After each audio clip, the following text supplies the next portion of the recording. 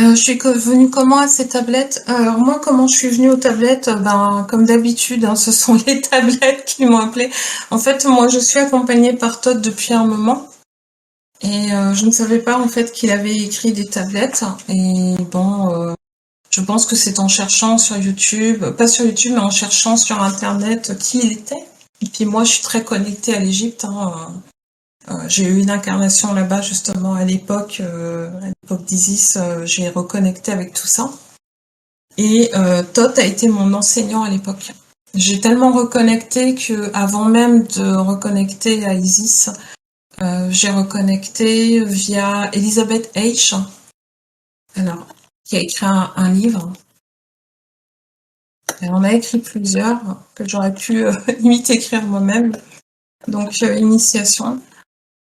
Et ce sont des livres qui m'ont appelé au tout début. Bon, là, je vous mets les références dans le salon. Alors, je peux pas vous expliquer pourquoi, mais en tout cas, sachez qu'on se réincarne et que moi, j'ai la connaissance parce que ça m'a été montré. Et puis bon, je l'ai compris au début pour moi-même, mais par moi-même, mais après, ça m'a été confirmé. Sachez que quand vous vous réincarnez, vous laissez des traces pour vous. Soit vous laissez des traces sur les murs, donc on parle des monuments historiques, soit vous laissez des traces dans des livres, tout simplement pour vous-même, pour que vous soyez en mesure de retomber dessus lors de votre prochaine incarnation. Elisabeth H., je peux pas vous dire, mais en tout cas, ses bouquins et tout le parcours qu'elle a fait correspond exactement à mon parcours à moi, m'a fait gagner un temps fou. C'est comme si, entre guillemets, je m'étais laissé des post-it et que j'étais revenue ici. Donc, il y a beaucoup de personnes qui n'aiment pas lire et qui se disent qu'elles préfèrent apprendre par elles-mêmes. N'oubliez pas que vous êtes parfois déjà passé. Ça sert à rien de reprendre un bouquin du début quand vous avez un marque-page. Vous voyez ce que je veux dire? Vous n'allez pas vous retaper le livre à chaque fois que vous allez le reprendre. Là, tout ce qui est monuments, les pays qui vous attirent, les monuments qui vous attirent, moi je parle de monuments parce que c'est ce qui me vient, mais tous les supports que vous pouvez vous avoir laissé dans le passé pour aujourd'hui, quand vous avez quelque chose qui vous intéresse, il faut aller vers cette chose-là, il faut vous renseigner parce que c'est peut-être tout simplement un marqueur qui vous permet de repartir avec des connaissances avec lesquelles vous n'avez pas pu repartir, tout simplement parce que vous vous êtes réincarné sans être en mesure de vous rappeler ce qui s'est passé avant.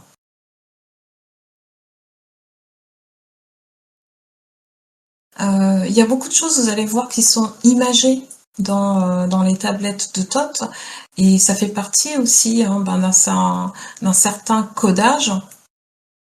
Allez regarder. Chacun a ses croyances. Moi, je pense que l'Atlantide, elle a existé parce que je l'ai vue. Donc, je m'en souviens. C'est vraiment quelque chose qui a existé. Et oui, je pense que c'est quelque chose qui a été englouti. Après, il y a des endroits, il y a des espaces qui sont présentés et qui sont vraiment de l'ordre de l'image, c'est certain. Alors, on va passer à la tablette 2. Où là, justement, il nous parle de la chambre de la Menti. Alors, il nous parle des enfants de la lumière. Les enfants de la lumière ont regardé les enfants des hommes. Donc eux, en fait, les enfants de la lumière, ils viennent de la lumière. Les hommes, ils viennent de la terre. Ils ont regardé les enfants des hommes et ils ont vu qu'ils étaient emprisonnés par une force obscure venant de l'au-delà. Ils savaient qu'ils pourraient se libérer de la terre au soleil s'ils parvenaient à se libérer de l'emprise de ce pouvoir obscur. Pour les aider, ils se sont incarnés dans les corps qui ressemblaient à ceux des hommes. Donc déjà, ils ne sont pas incarnés dans des corps d'hommes. C'est bien ce qu'il dit. Ils se sont incarnés dans des corps qui ressemblaient à ceux des hommes. Ces maîtres ont ouvert d'autres chambres de la Menti pour se régénérer et se libérer de la mort. Il y a eu 32 enfants de la lumière qui se sont incarnés parmi les hommes pour les libérer des forces de l'obscurité de l'au-delà. Dans les profondeurs de la chambre de la vie, une fleur de lumière s'est mise à pousser pour repousser la nuit. Le rayon qui s'en émane donne la vie, la lumière et le pouvoir à tous ceux qui s'en approchent. Autour de cette fleur, les enfants de la lumière ont fait un cercle avec 22 trônes où les enfants de la lumière pouvaient s'immerger dans la lumière. Périodiquement, à chaque 1000 ans, ils trônent pendant 100 ans avec leur premier corps de lumière afin de s'imprégner de la lumière de la vie. Ici, on parle d'incarnation terrestre. Là, quand on vous parle du fait que, en gros, pendant 1000 ans, ils trônent pendant 100 ans, périodiquement, à chaque 1000 ans, en fait, ça veut dire qu'il y a un enfant de la lumière qui naît en tant qu'être humain sur Terre, en tant qu'homme sur Terre, il en prend le corps, et il va vivre comme ça à nos yeux, pendant environ une centaine d'années. Il va repartir ensuite dans les chambres de la Menti pour pouvoir se régénérer. Pendant que leur corps de lumière est endormi, ils s'incarnent dans le corps des hommes pour leur enseigner comment sortir de l'obscurité pour aller vers la lumière. Donc en gros, on a un maître, entre guillemets, qui naît tous les 1000 ans. Ce que Thoth nous indique dans la tablette numéro 2. Alors c'est alors qu'ils s'éveillent et sortent des profondeurs pour devenir des lumières infinies parmi les mortels. L'éveil de certains hommes, en fait, serait probablement lié à ça. Et alors, ce qui est intéressant, c'est que là, on nous parle d'enfants de la lumière qui viennent pour apporter de la lumière aux hommes. Et donc, ils viennent de l'extérieur, d'un espace extérieur. Ils prennent un corps humain pour pouvoir nous enseigner des choses, mais ils viennent dans toute leur puissance, entre guillemets. Mais il en est de même pour celui qui se libère seul des profondeurs des chambres de la Menti et se propulse hors de la nuit. Alors retenez bien ce passage parce qu'on va y revenir plus tard. Donc je veux que vous imaginiez, on parle des profondeurs des chambres de la Menti, on parle d'un endroit obscur. Et on parle en fait d'êtres qui vont se propulser hors de la nuit, c'est-à-dire qu'ils vont jaillir en fait, et qui sont unis aux enfants de la lumière. Ils observent les limites qui entourent les hommes et se tiennent disponibles pour les aider à s'en affranchir lorsque la lumière arrivera. Donc vous voyez, on a deux sortes d'êtres, entre guillemets, qui viennent nous aider. Il y a ceux qui sont issus de la lumière directement, ils baignent dedans, ils sont cette énergie.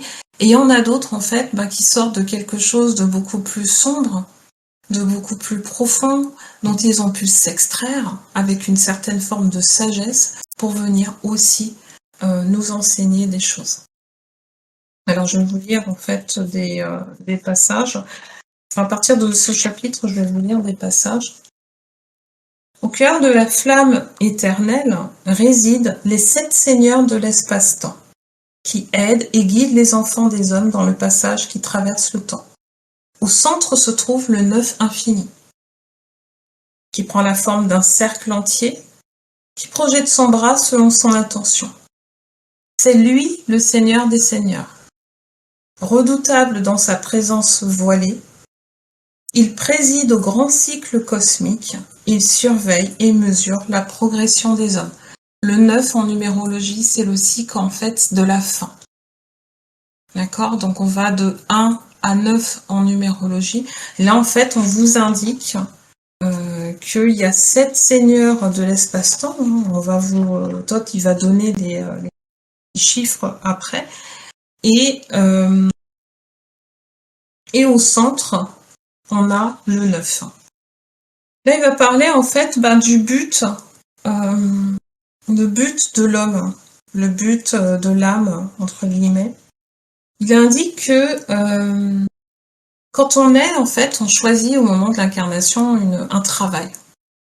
Lui appelle ça un travail. Mais vous voyez, nous, c'est un petit peu les plans qu'on fait pour notre incarnation, les contrats, les objectifs en fait de vie.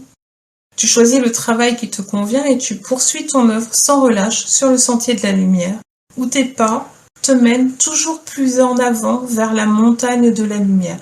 Donc là, on parle vraiment de l'âme. C'est l'âme qui fait ce choix. Nous, après, quand on est incarné, on oublie. On va partir dans des directions, etc. Parce qu'on n'est peut-être plus à l'écoute de notre âme. Mais cette âme, en fait, elle va sur un chemin qui est une montagne, en fait. C'est énorme ce qu'elle a à faire. Cette montagne qui devient toujours plus haute à mesure que tu t'en approches, tout comme le but devient plus grand à mesure que tu progresses. Et donc ça, Julien, c'est ce dont je te parlais. C'est le fait de... j'ai un objectif, mais cet objectif, une fois que je vais l'atteindre, il y aura toujours un truc derrière, parce que dans ces espaces-là, on n'atteint jamais la vérité, en fait. Et donc l'âme, elle va toujours être en recherche de quelque chose pour pouvoir mieux comprendre, sachant que ce qu'elle essaye de comprendre est en constante évolution. Et ça, Thoth, il va en parler. Alors là, il rencontre les maîtres, en fait. C'est alors qu'un des maîtres se leva de son trône et me guida à travers les chambres des terres profondes et secrètes de la Menti pour me dévoiler des mystères inconnus de l'homme. Donc Thoth, il sort de son corps la nuit, il se dirige dans les chambres de la Menti et il rencontre en fait les maîtres à qui il va poser des questions. Il me conduit dans le passage obscur jusqu'à la chambre où siège la mort noire. Cette grande chambre était vaste, et bien que dans l'obscurité absolue, elle était remplie d'une forme de lumière immanente. Là, il nous parle en fait de l'obscurité, et on verra, il y a plusieurs formes d'obscurité. Il y a une obscurité qui englobe tout, elle est noire, elle est stressante, il va en parler plus tard dans le livre, qui est le chaos. Et puis vous allez avoir en fait cette obscurité qui est une forme de vie, simplement. Et qui vient comme se poser sur le noir. Vous savez, du noir sur du noir, vous savez qu'on a plusieurs variantes en fait de noir, même quand vous fermez les yeux. Moi, quand je ferme les yeux, que je me mets en méditation, j'ai un point noir qui apparaît devant moi. Pourtant, c'est du noir qui est dans le noir. Mais c'est un noir qui va être différent. Il va faire un cercle et je vais pouvoir le distinguer de tout le fond noir en fait qui l'entoure. Là, il nous parle du cycle de vie et de la mort avec le voile de l'obscurité. Voici les lumières que sont les âmes des hommes. Donc là, il est en train de discuter justement avec ce maître de la mort. Il lui montre justement les petites flammes. Des petites flammes, il indique que voilà, voici les lumières que sont les âmes des hommes. Donc les âmes des hommes, ce sont des petites flammes. Elles grandissent et décroissent à jamais. Toujours vivantes dans le changement de la vie et de la mort. Lorsqu'elles ont monté en fleurs, on parle toujours de la fleur de la vie, depuis le début elle est là. C'est dit sous différentes formes, on va vous parler de cercles, on va vous parler de choses, mais la fleur de la vie, elle sera toujours présente. Lorsqu'elles ont monté en fleurs et atteint le zénith de leur croissance, je projette le voile de l'obscurité qui va les transmuer en de nouvelles formes de vie. C'est ainsi qu'elles iront d'une époque à l'autre, sans cesse en croissance, d'une flamme à l'autre, pour illuminer l'obscurité avec un plus grand pouvoir, rassasié et en même temps non rassasié par le voile de l'oubli. C'est ainsi que l'âme de l'homme se déploie sans cesse en grandissant, rassasiée et pourtant non rassasiée par l'obscurité de la nuit. Là, il parle clairement en fait du cycle de la mort avec le voile de l'oubli. Il parle d'une flamme qui est rassasiée, elle est rassasiée de sa vie en fait. Elle a appris un certain nombre de choses, elle est arrivée au bout de ce qu'elle était venue apprendre, elle est rassasiée. Elle sort entre guillemets de cette existence pour se retrouver de nouveau dans le noir, mais en même temps de nouveau dans la vie. puisque la vraie vie, comme le dira plus tard Thoth, c'est pas la vie dans laquelle on est là. La vraie vie, c'est l'existence de l'âme. Donc, quand on quitte notre corps, on va retrouver cette flamme qui est toujours là, hein, mais qui est pas palpable pour tout le monde, du moins.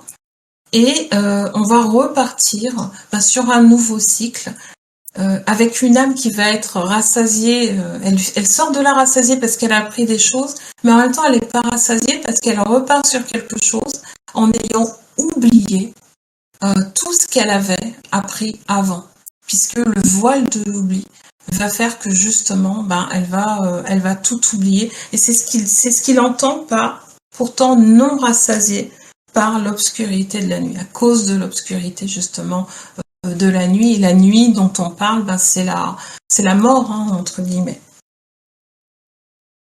Maintenant que tu es devenu libre de la chambre de la Menti, donc là le maître s'adresse à Thoth, choisis quel travail tu peux accomplir parmi les enfants des hommes. Donc là, Thoth, il est en fin d'incarnation, il est sorti de là conscient, il se présente devant les chambres de la Menti, on lui demande, voilà, qu'est-ce que tu veux faire? Il a plusieurs choix, hein. Il peut très bien évoluer sur un autre plan, ou soit en fait il continue à travailler parmi les enfants des hommes. Et donc en quelque sorte là il est en train de choisir sa mission de vie, hein. C'est pas compliqué, hein. Et alors c'est intéressant de voir comment parce que nous on est arrivé à ça un peu plus tard quand même, et dans les tablettes de Thoth quand même on trouve ce genre d'informations. Et lui, le choix qu'il a fait, c'est de devenir un grand enseignant, en fait, des hommes, afin de les guider à l'aller et au retour. Jusqu'au moment où ils deviendront à leur tour des lumières parmi les hommes, en se libérant du voile de la nuit, donc le voile de l'oubli, qui les entoure, rayonnant comme la lumière qui doit briller parmi les hommes. Et donc il a fait ce choix, et bon, il a continué, il s'est réincarné, tout ça. Et ainsi le gardien me ramena en haut pour vivre comme soleil de lumière, feu parmi les hommes, afin de leur enseigner ma voie et de leur apprendre un peu de ma sagesse.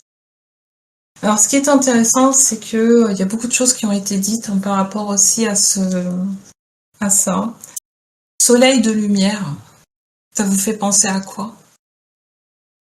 Feu parmi les hommes, Prométhée, Lucifer, tous ceux en gros qui sont dont le nom est porteur de lumière, et tous ceux qui ont apporté entre guillemets la vérité de la flamme, du feu à l'homme.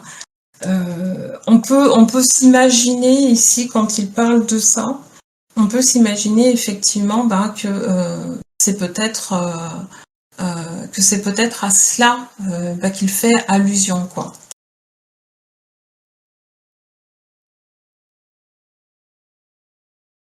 Alors le voile de l'oubli, c'est quelque chose qui a été imposé, c'est une règle sur Terre. Ça vient du fait que la matrice, elle va pas fonctionner, entre guillemets, si tu n'as pas le voile de l'oubli. La Terre, c'est un lieu d'expérience, il va en parler plus tard. L'endroit sur lequel on se trouve, on s'y trouve pas par hasard, il faut y passer, c'est un stade d'évolution de l'âme. Et pour qu'on puisse apprendre ce qu'on a à apprendre, au moment de l'incarnation, donc là c'est le maître de l'obscurité qui le fait, nous jette un voile de l'oubli. Donc lui il le dit comme ça. Aujourd'hui avec le New Age, on pourrait peut-être aussi le dire différemment. Moi je sais que le voile de l'oubli, je l'ai vécu parce que quand j'étais sur la plateforme d'incarnation, déjà avant de me préparer, avant de venir sur Terre, on m'avait dit qu'on allait le faire. Ensuite, une fois sur la plateforme d'incarnation, j'ai vu au moment de mon départ que je perdais toutes mes connaissances les unes après les autres. Je les ai vues, mais concrètement, entre guillemets, s'envoler pour pouvoir alléger, j'ai envie de dire, mon expérience là sur Terre. Donc voilà, ce voile de l'oubli, il vient de là, c'est une volonté, entre guillemets, de ce plan pour pouvoir fonctionner. Et ce que dit Thoth, c'est qu'il y a possibilité de le contourner. Voilà. Et il nous en donnera les clés à la fin du livre. Très bien, soleil de feu, feu parmi les hommes. Voilà. Donc après, chacun entendra ce qu'il a envie d'entendre par rapport à ça. Moi, j'ai pas de jugement, j'ai pas d'avis là-dessus. Euh, mais en tout cas, voilà, ce qu'il entend par là, c'est que nous sommes un soleil. Il va revenir dessus. Et ce soleil, en fait, ben, il brûle. Et aujourd'hui, il ne peut pas brûler parce que on est sur Terre et qu'on est prisonnier, entre guillemets, de ce voile de l'oubli.